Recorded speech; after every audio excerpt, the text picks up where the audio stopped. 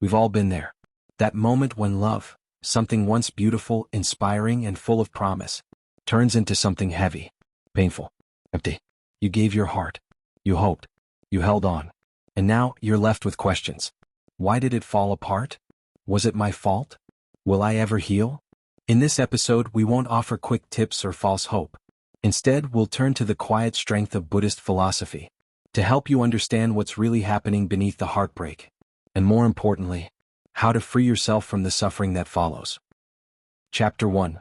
The Nature of Love and Suffering. Let's begin with a simple, but often overlooked, truth. Love itself isn't the problem. It's what we attach to love, what we expect from it, what we demand that it give us, that creates the pain. In Buddhist teaching, suffering isn't caused by life events themselves. It's caused by our reaction to those events, especially when that reaction is rooted in tanha, a word that means craving, grasping, clinging. We fall in love, and then we want more. More closeness, more attention, more certainty. We start to believe, often unconsciously, that this person should complete us, should never change, should never leave, and so we cling. But clinging is not love. Clinging is fear wearing love's mask. Think about it. Love says, I see you as you are. Clinging says, I need you to be the way I want you to be. Love says, I'm grateful for every moment we share. Clinging says, I fear the day this ends. Love is open. Clinging is tight. And when clinging meets change, as it inevitably will, suffering begins. In Buddhist thought, this suffering is not punishment. It's a teacher. It's life's way of showing us. You are depending on something impermanent to give you permanent peace. It doesn't mean you shouldn't love. It means you must love wisely. So ask yourself, are you loving this person, or are you holding on to what they represent? A sense of worth? A future fantasy? A shield against loneliness? Because if you confuse love with possession, you'll suffer when the illusion breaks. True love is spacious. It allows room for growth, for change, even for goodbye. It doesn't demand forever. It simply honors what is, while it is. And when it ends, it grieves. But it doesn't shatter. Because it never relied on the other to feel whole. The Buddha never said we must stop loving. He said we must stop craving. When love is free from craving, it becomes compassion. It becomes peace. It becomes a gift, not a transaction. Take a moment. Think about a love you've lost, or one you're struggling to let go of. Ask yourself, what part of me is clinging? What did I expect this love to fix or fulfill? Can I allow myself to grieve without collapsing? You don't need to have all the answers. Just start by seeing clearly, because in that clarity, healing begins. Chapter 2. Anicca, Love is Impermanent. There's a truth so simple, so fundamental to Buddhist philosophy, and yet so difficult for the heart to accept. Everything changes. Everything. In Pali, this truth is called Anicca, impermanence. It means that all things, people, feelings, relationships, even love, are constantly shifting, evolving, rising and falling, appearing and disappearing. But the mind, especially the heart in love, resists this. We want the warmth to last. We want the person to stay. We want the way things were to be the way they always will be. We hold on. We try to preserve the feeling. We try to keep the relationship frozen in time, as if we can save it from life's flow. But nothing is immune to change, not even love. Why this hurts? It hurts not because change is cruel, but because we believed it wouldn't happen. We attached to forever. We clung to, this is it. We built a future based on a present that was always temporary. And when that present shifted, as it inevitably does, we felt betrayed, lost, broken. But the suffering didn't come from the change itself. It came from the illusion of permanence. Think of a sunset. Would you be angry that it disappears? Would you blame the sky for not staying golden forever? Of course not. You'd watch. You'd appreciate. You breathe it in and let it go, because you know it won't last. And in knowing that, you love it more, not less. Why not see people this way? Why not see love this way? What Anicca teaches us about love. It teaches us that the goal isn't to make love last forever, but to be fully present while it's here. To love honestly. To express deeply. To not hold back. But also, to not grip. To say, this person, this connection, this moment, it's a gift. And like all things, it may pass. Not because it wasn't real, but because it was alive. And all living things change. Loving with open hands. When we accept impermanence, we don't love less. We love more clearly, more courageously, more compassionately. We stop trying to control. We stop trying to predict. We start to listen. We say, I love you without expecting anything in return. We cherish ordinary moments, because we know they're not guaranteed. What happens when we resist Anicca? When we deny impermanence, we suffer twice. First, when the thing we love changes. Second, when we blame ourselves or others for the change. We say things like, what did I do wrong? Why didn't it stay the same? Maybe I could have stopped it. But the truth is, sometimes people grow in different directions. Sometimes feelings evolve. Sometimes timing doesn't align. And that's not failure. That's nature. How to live with Anicca. 1. Witness the present fully. Notice what you love while it's happening. Don't wait until it's gone to appreciate it. 2. Release the illusion of always. Nothing has to be forever to be meaningful. 3. Let memory be a soft place, not a prison. You can carry love forward without staying stuck in the past. 4. Practice impermanence in small ways. Let go of one item you no longer use. Watch something beautiful fade and smile anyway. Final reflection. Anicca isn't cold. It isn't meant to harden your heart. It's meant to set you free. To remind you that change isn't something to fear, but something to embrace. Because when you stop demanding permanence, you start experiencing presence. And presence is where love truly lives. So if you're grieving a love that's changed or gone, take a breath. Let the truth of impermanence soften you, not harden you. Let it remind you that everything beautiful is also fragile. And that's what makes it so precious. Anicca. All things change. And in that change, we find our way forward. Chapter 3. Letting go of attachment, not love. So far we've talked about suffering in love. And we've seen how much of that suffering comes from clinging, not from love itself. And that brings us here, to a powerful, often misunderstood teaching in Buddhist thought. You don't have to stop loving, but you do need to let go of attachment. Love versus attachment. At first they seem the same. You miss someone, is that love? You think about them constantly, is that devotion? You can't let go, is that proof of how deeply you cared? Not always. Attachment wants to hold. Love wants to honor. Attachment says, you complete me. I can't be without you. Love says, you inspire me, and I release you if it's time. Attachment is rooted in fear. Fear of loss. Fear of loneliness.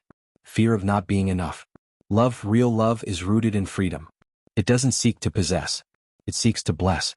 How we confuse the two. You might say, but I really love them. That's why this hurts so much. And that may be true. Love often does hurt when it ends. But ask yourself honestly, was I loving them? Or was I loving how they made me feel? That question is hard, but it's essential. Because attachment is self-centered. It asks, what can I get? While love is other-centered. It asks, what can I give without demand? You can love and let go. This may be the most liberating truth you'll ever hear. Letting go of someone doesn't mean you never loved them. It means you're choosing to love them without clinging. It means you can wish them well, without needing them to return. It means you can carry the beauty of what you shared, without needing to recreate it. It means you can feel gratitude for the chapter, without trying to keep reading the same page. The trap of holding on. When you refuse to let go, pain turns into suffering. You revisit old messages.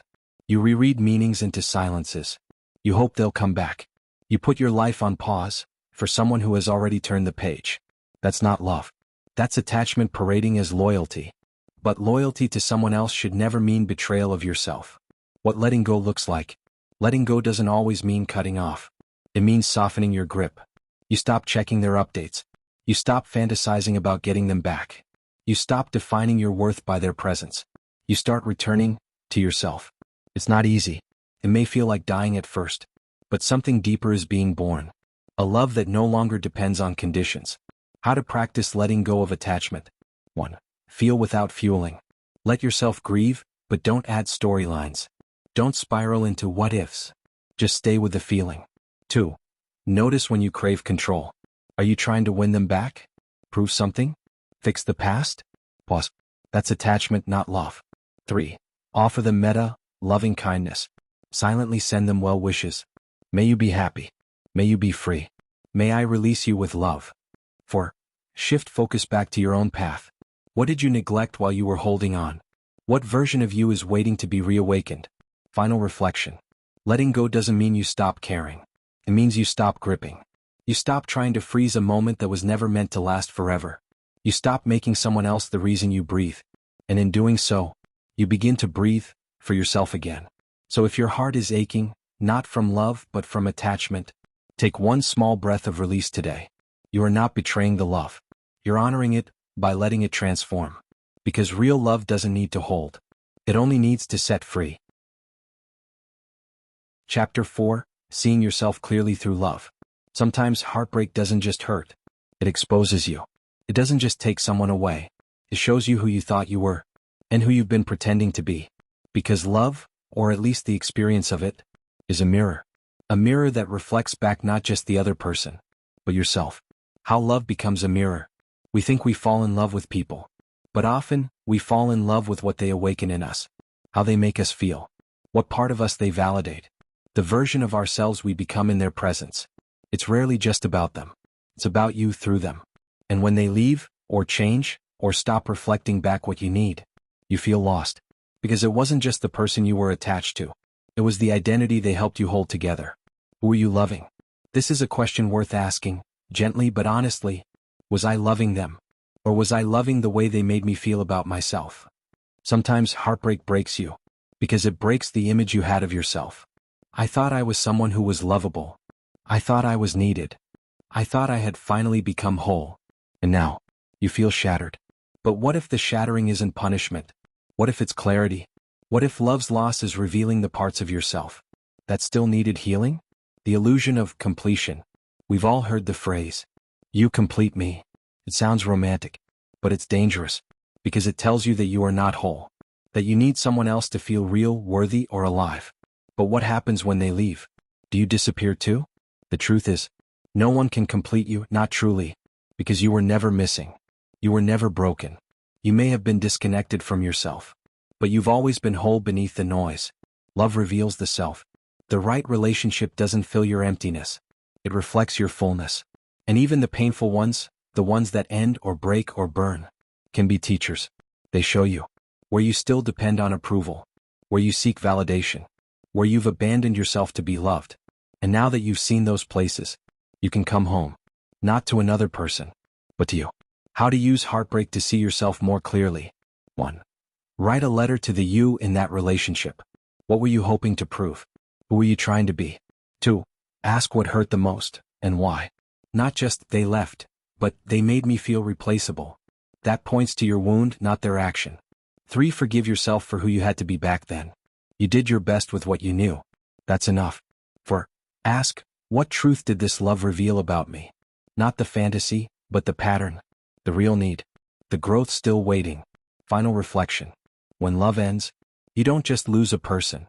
You lose the version of yourself that existed in their gaze. And yes, that loss is painful.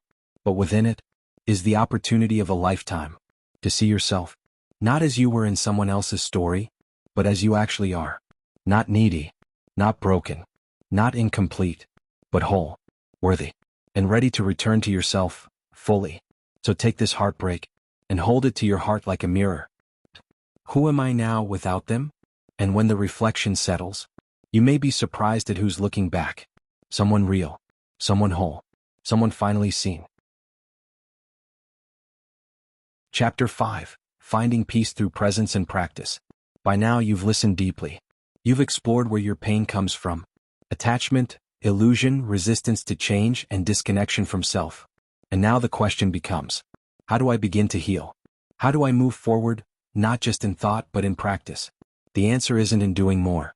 It's in being here. Now, with what is. Presence, the first door to peace. When you've been heartbroken, your mind wants to escape, anywhere but here. It rewinds the past. What could I have done differently? It races to the future. Will I ever find love again? And while the mind spins, the heart tightens, the breath shortens. You live in reaction, not in reality. But healing can't happen in the past. And peace doesn't wait in the future. Peace is only possible in the present. And presence is not a theory. It's a practice. The power of returning. Presence doesn't mean feeling good all the time. It means allowing what is, without resistance. It means feeling the ache in your chest without rushing to fix it. Noticing your longing, without feeding it stories. allowing grief to move through you without judging its pace. Presence says, this moment is not what I wanted, but it's real, and I choose to be with it. This choice to stay softens everything.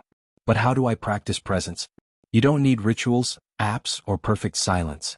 You need willingness to come back. Here are ways to begin. 1. Sit with the breath. The breath is your anchor. Your body may be in 2024, but your mind is in that old conversation. Bring it back. 1 inhale. 1 exhale. Let the breath remind you, I'm here. I'm alive. I can begin again. 2. Feel without the full story.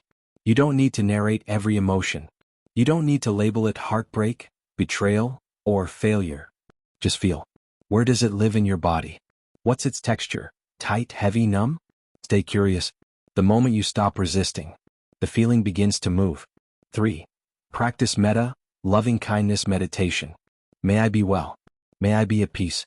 May I learn to let go. Start with yourself. And when you're ready, extend it to them. May they be well. May they be free. May I forgive and be free too. This isn't about forgetting. It's about releasing the emotional weight that binds you. 4. Return to your body. After heartbreak, we often float, disconnected from our breath, our needs, our rhythms. Return gently. Eat slowly. Stretch. Walk in nature. Put your hand on your heart and whisper, I'm still here. I'm still worthy. I'm still whole. This is sacred. This is practice. What you'll discover. When you choose presence again and again, you begin to feel space. Not because the pain is gone, but because you are no longer fighting it. You no longer need to force clarity. You no longer need to chase closure. You begin to trust that your system knows how to unfold, if only you let it. And when you practice presence enough, you begin to notice something subtle but life-changing. You are no longer defined by what happened. You are shaped but not shattered, wounded but not ruined, alone but not empty. You become someone new, not because you did something dramatic, but because you stayed. Final thought. Presence is a quiet revolution. It's not a single moment. It's a return over and over again. And each time you return, you find peace waiting. So if today still hurts, don't push it away. Don't overthink it. Don't outrun it. Just stop. Breathe. Feel your feet. Place your hand on your chest. And remind yourself, this moment right now is enough. I am enough. And I am healing. Heartbreak can make you believe that love is dangerous, that opening up is foolish, that caring deeply will only lead to pain. But here's the truth. You don't need to stop loving. You just need to love differently. Not less, but wiser. Not colder, but clearer. Not with fear, but with freedom. Love isn't the enemy. The way we hold it is. You once believed love meant holding on tightly, trying harder, fixing everything, sacrificing yourself. But that kind of love isn't love. It's performance. It's survival. It's clinging dressed up as commitment. Now you know better. Now you get to choose a love that begins, not from emptiness, but from wholeness. What it means to love differently means you can give without losing yourself. You can stay soft without becoming small. You can open your heart with eyes wide open. You can hold someone without gripping them too tightly. You don't need guarantees. You don't need forever. You don't need to be needed. You simply show up with presence, with compassion, with boundaries rooted in self-respect. And that kind of love is not only sustainable, it's sacred. Don't close your heart. Clean it. You don't need to lock your heart away. You don't need to fear connection. You just need to clear the debris, the pain, the stories, the fears, and allow love to breathe again. Because your capacity to love didn't die with the last chapter. It just needs new soil. So plant differently. Water slowly, and watch yourself bloom again, on your terms. If you're ready to love again, you don't need to rush. But don't shut the door forever. Let your heart reopen. Not from a place of needing someone to fix you, but from the quiet knowing that you were never broken. You were just learning how to love more truthfully. If you've listened this far, you've already begun the healing. You've seen where pain hides. You've stayed with what hurts. You've breathed when it felt impossible. And that, my friend, is not weakness. That is wisdom in motion. So wherever you are now, whether grieving, rebuilding, or beginning again, take this with you. You can love again. Not despite the pain, but because of what it taught you. Thank you for spending this time with me. If this episode helped you see love, loss, and yourself a little more clearly, I hope you carry that clarity into every step forward. You don't need to rush healing. You just need to walk it. With awareness, with grace, and with peace. Until next time, be gentle with your heart. And trust, it knows the way home.